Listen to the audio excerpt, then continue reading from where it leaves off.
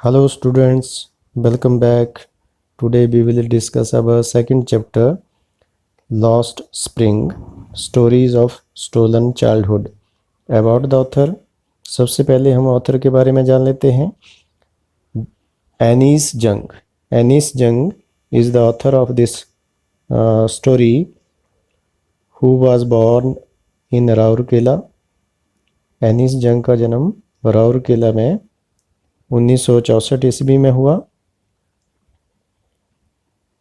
And spent her childhood and adolescence in Hyderabad.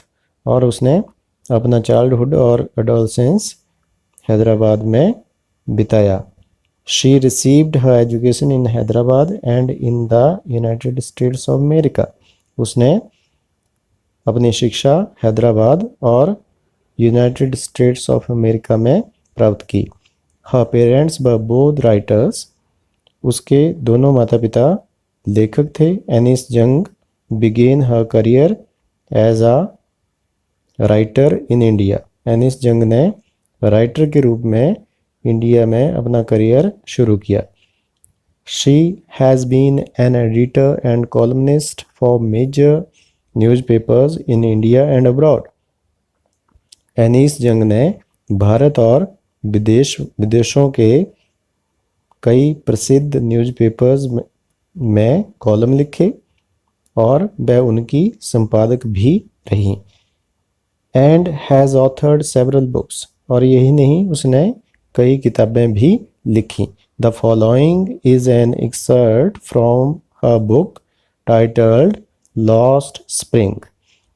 आगे दिए गई कहानी उसकी किताब जिसका title the Lost Spring Stories of Stolen Childhood है, उसमें से ली गई है.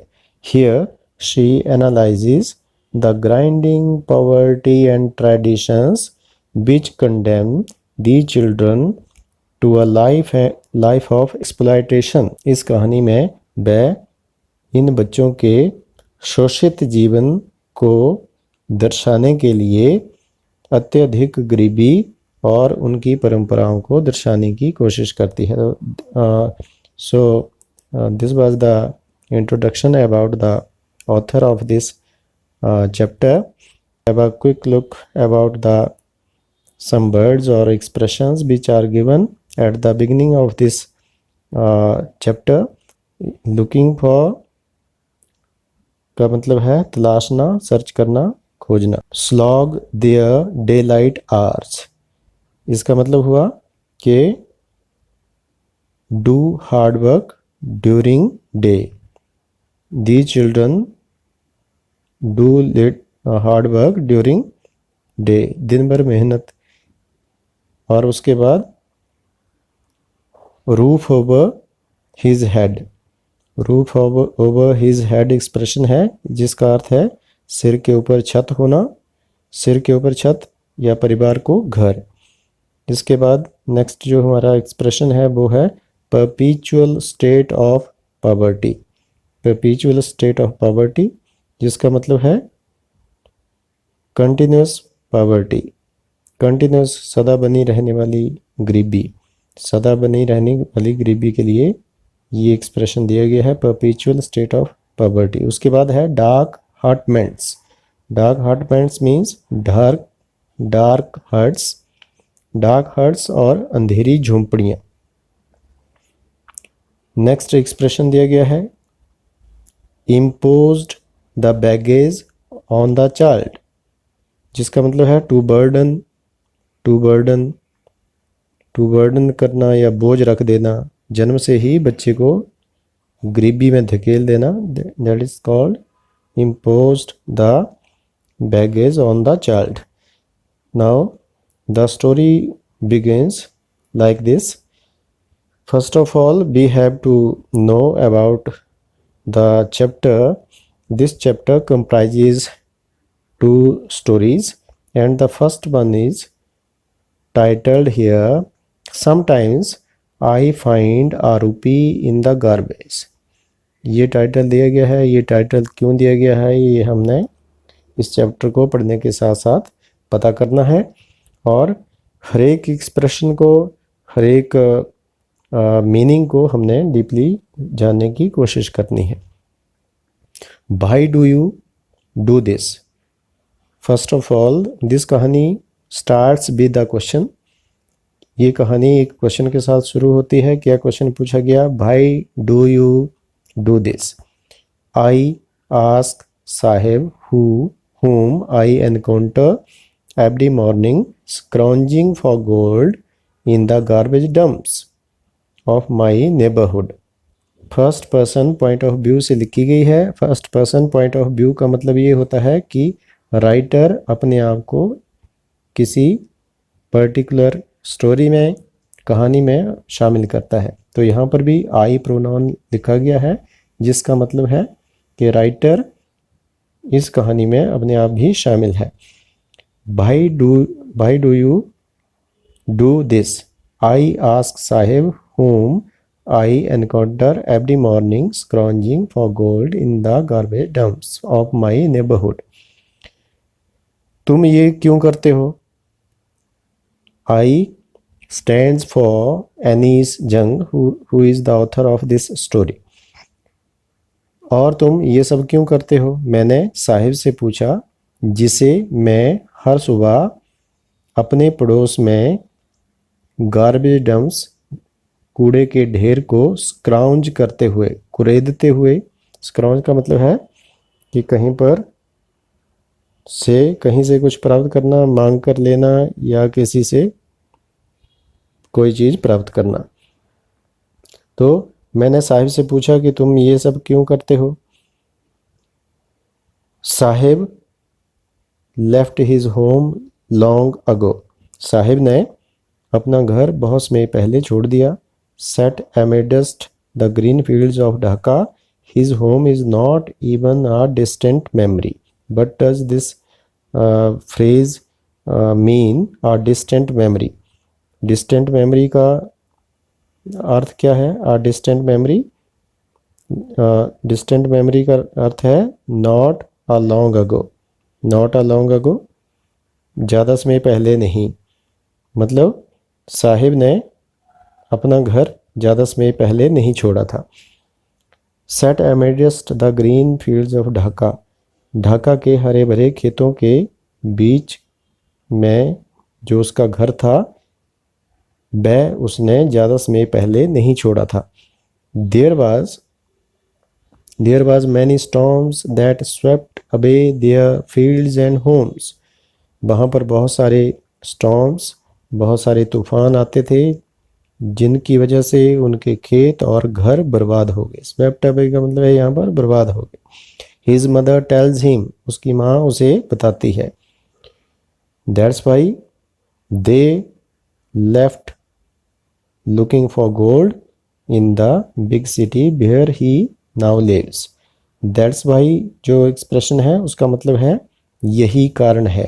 That's why ये पास्ट में भी लिखा जाता है that was why, और प्रेजेंट में भी लिखा जाता है दैट्स वाई। तो यहाँ पर प्रेजेंट में लिखा गया है यही कारण है। दे लेफ्ट, यही कारण है कि उन्होंने अपने घर छोड़ दिए और वे बड़े शहर में, जहाँ पर वो अब रहते हैं, सोना तलाशने के लिए चले आए। But does the gold mean here?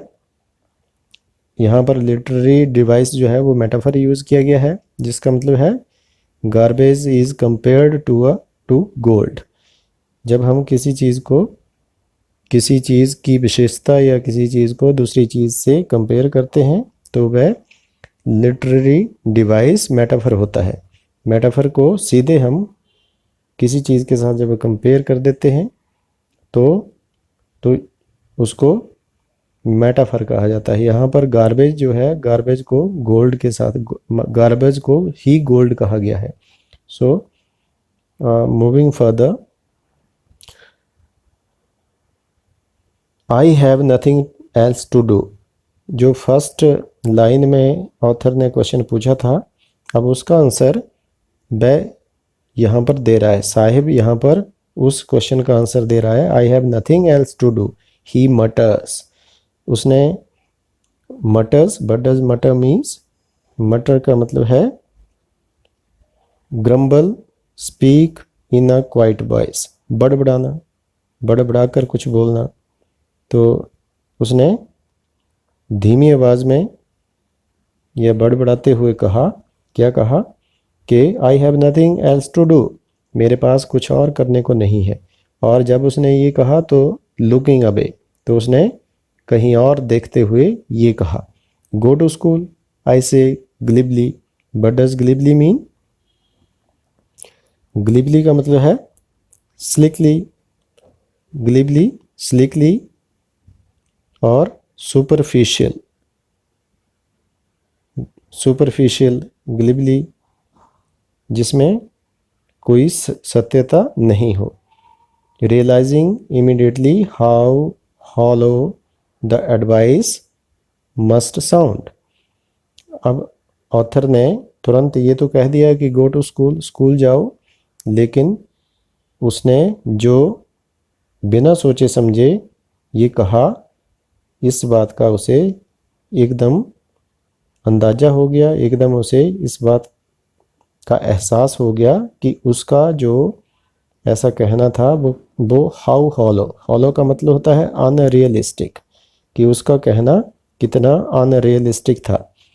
तो उसे तुरंत ये आभास हो गया कि उसका ये एडवाइस कितना अनरियलिस्टिक था। There is no school in my neighbourhood. अब साहिब आगे कहता है कि मेरी नेबरहुड में कोई स्कूल नहीं है। व्हेन दे बिल्ड वन, जब वे बना देंगे, आई विल गो, तो मैं स्कूल चला जाऊंगा। Moving further, if I start a school will you come, I ask, half joking. Now author asked jokingly, if I start a school, क्या यदि मैं स्कूल खोलूं, विल यू कम, तो क्या तुम आओगे? Yes, he says smiling broadly, उसने बहुत अधिक मुस्कुराते हुए कहा कि हाँ। A few days later I see him running up to me, कुछ दिनों के बाद मैंने उसे मेरी तरफ दौड़कर आते हुए देखा। इज़ योर स्कूल रेडी, क्या तुम्हारा स्कूल तैयार हो गया?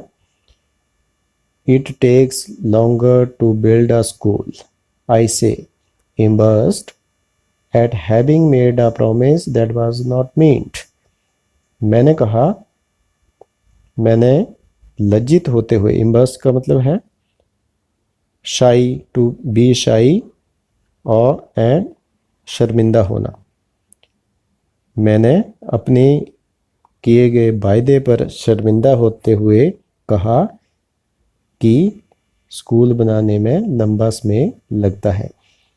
But promises like mine abound in every corner of his bleak birth.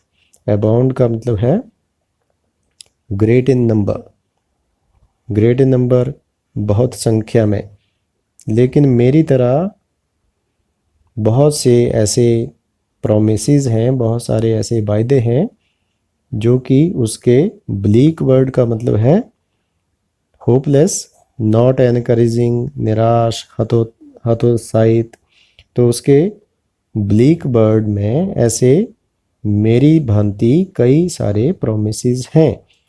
After months of knowing him I ask him his name, कई महीनों तक उसे जानने के बाद मैंने उससे उसका नाम पूछा। साहिब आलम, ही अनाउंसेस, उसने कहा कि मेरा नाम साहिब आलम है। He does not know but it means, उसे ये पता नहीं है कि उसके नाम का अर्थ क्या है। If he new it's meaning, Lord of the universe, he would have a hard time believing it, यदि वह अपने नाम के मीनिंग को जान जाए, जिसका अर्थ होता है लॉर्ड ऑफ द यूनिवर्स, इस ब्रह्मांड का मालिक, तो उसे इस पर विश्वास करने में बहुत लंबा समय लग जाएगा। अ हार्ड टाइम का मतलब है a long time, a hard time, a long time. Unaware of what his name represents here means, symbolizes, means या प्रतीक होना। An army, वह अपने मित्रों के साथ गलियों में घूमता है। An army of barefoot boys who appear like the morning birds and disappear at noon. वह अपने मित्रों के साथ गलियों में सुबह के पक्षियों की भांति प्रकट होते हैं और दोपहर को डिसअपीयर हो जाते हैं। डिसअपीयर का मतलब है गायब हो जाना। और मॉर्निंग बर्ड्स, यहाँ पर फिर से मेटाफर यूज़ किया गया है। इन बॉयज़ को किसके साथ कंपेयर किया जा रहा है? मॉर्निंग बर्ड्स के साथ कंपेयर किया जा रहा है। That's why metaphor literary device is being used here once more. Over the months, I have come to recognize each of them. Recognize का मतलब है know personally. Personally जानना, किसी को पहचानने लग जाना, उसका मतलब है recognize. तो कई महीनों के बाद मैंने उन्हें पहचानना शुरू कर दिया। भाई aren't you wearing chappals? I asked one. मैंने एक से पूछा कि तुमने चप्पल्स क्यों नहीं पहनी है। चप्पल्स का मतलब है footwear. Footwear sandals. All you have known but chappals are. Chappals क्या होती हैं आप सभी जानते होंगे। तो लेखिका ने पूछा कि तुमने चप्पल क्यों नहीं पहनी है। My mother did not bring them down from the shelf. He answer simply. उसने एक साधारण सा जवाब दे दिया कि मेरी माँ चप्पलों को सेल्फ से नीचे नहीं उतारती है। Even if she did he will throw them off, adds another. दूसरे लड़के ने कहा कि यदि उसकी माँ चप्पलों को उतार कर दे भी दे तो वह इन चप्पलों को फेंक देगा। Who is bearing shoes that does not match. अब दूसरे लड़के ने, जिसने ये सब कहा, तो उसने जूते तो पहन रखे हैं लेकिन वह एक दूसरे से मेल नहीं खाते। इसका मतलब ये हुआ कि दोनों पैरों में अलग अलग तरह के जूते उसने पहन रखे हैं। When I comment on it, he shuffles his feet and says nothing. जब मैंने उसके जूतों पर टिप्पणी की तो उसने अपने पैरों को शफल किया। शफल का मतलब है शर्माकर हिलाना, ऑकवर्डनेस के साथ हिलाना। शर्मिंदा होते हुए उसने अपने पैरों को हिलाया लेकिन कुछ नहीं कहा। I want shoes says a third boy who was never owned a pair all his life.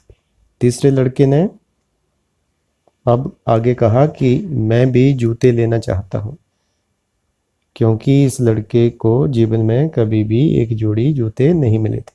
Traveling across the country, I have seen children walking barefoot in the cities or on village roads. पूरे देश में घूमते हुए मैंने बच्चों को शहरों में और गांव की सड़कों पर नंगे पांव चलते हुए देखा। It is not lack of money but a tradition to stay barefoot is one explanation. उनके नंगे पैर चलने के प्रति एक तर्क ये था, एक धारणा ये थी कि नंगे पैर चलना उनका रिवाज बन गया था।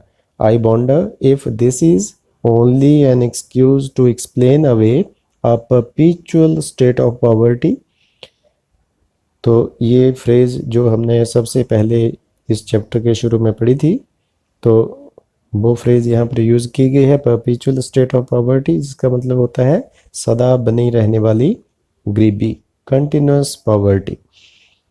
मुझे ये जानकर हैरानी हुई कि क्या यही एक बहाना है इस सदा बनी रहने वाली गरीबी को व्यक्त करने का।